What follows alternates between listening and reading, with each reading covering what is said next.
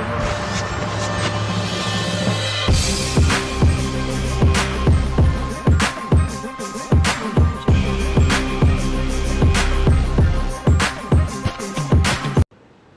there my friends, Kevin Steinman here, coming at you with Crypto Daily News, episode number 15.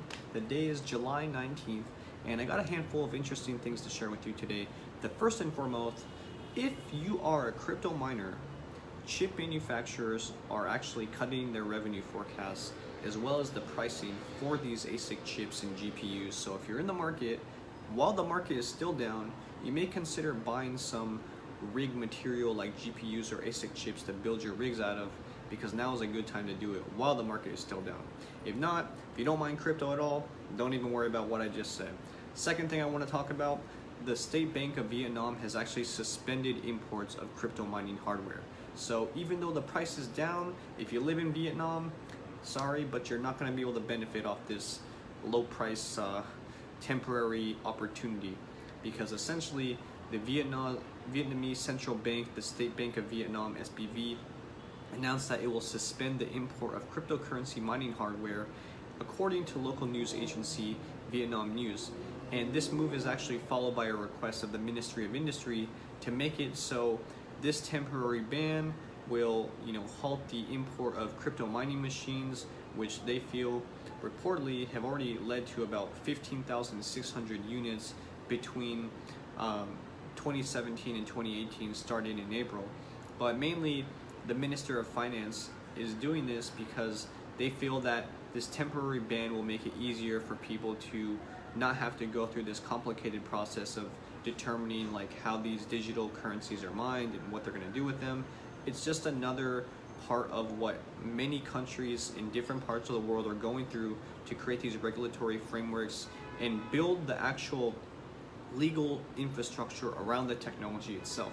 So pretty interesting. Unfortunately, it sucks if you're a crypto miner trying to make things happen in Vietnam. Not gonna be that great for you. But some other cool news is that more financial institutions and banks are getting into the market, which of course should drive the market up even more. And I think by the end of this month, if Bitcoin is not over at least 8,000, maybe even 9,000, then I will be very surprised. But let's just say that Barclays has actually already filed 2 digital currency and blockchain patents today, and I'll go ahead and outline what these 2 patents are about. Essentially, the first patent describes a system for transferring digital currency from payer to recipient that would securely authenticate the identities of both, as well as validating and recording transactions, usually a public key cryptography, and also a digital currency ledger. So pretty much utilizing the blockchain to make things transparent, more secure, and also preserving people's anonymity to not have to show exactly who they are if they still want their privacy maintained. The second patent relates more narrowly to storing and endorsing data and claims relating to specific entities, using the validation and personal information of knowing your customer, KYC, checks as a key example, and so more so for verification purposes and making sure that, let's say, you are who you say you are. So other thing here is number 4, with the world's top 4 auditors are now actually joining Taiwan-led efforts to input more accounting frameworks and regulations for blockchain. So you have Deloitte, Ernst & Young, KPMG, and PwC all working together with these 20 banks over in Taiwan, trying to find out what are the best ways they're going to go and develop these audits, let's say fiscal audits, that will happen with blockchain companies to make sure that they're operating legally and not doing any type of money laundering, because of course that is a main concern with many governments in many countries now. And that is in fact, I would say, one of the biggest concerns that governments have right now, is that people are utilizing cryptocurrency for money laundering purposes. But as we both know, maybe not you and I together, but as I know, this is just one thing that is just keeping people from jumping fully on board, but it's going to be addressed pretty quickly, and in many ways it already is. So JP Morgan has actually filed a new patent as well for virtual receipts on a distributed system. Essentially, this patent is leveraging blockchain for a management of virtual receipts backed by assets or bonds to a US patent trademark that they filed today. So they're looking into this technology as well.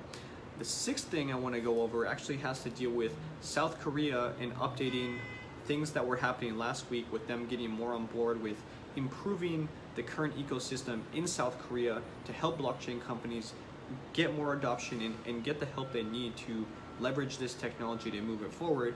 Essentially what they're doing now is they are taking into place a proposal evaluation system. And so essentially South Korea's district has this proposal system based on blockchain to improve the fairness and integrity of administrative procedures according to this new release that happened today. I'm not sure if this is how I pronounce his name, but I'll do my best here. Chai Hyunil, the chief of the Yedong office, notes in a press release that we expect that the integrity and reliability of the city will be further improved by utilizing the new technology of the fourth industrial revolution, the blockchain. So I hope you guys are doing great, and I hope you found this insightful. As always, Kevin Steineman here with Crypto Daily News. Ridiculous, without even trying. How do they do it? This is 10% luck, 20% skill, 15%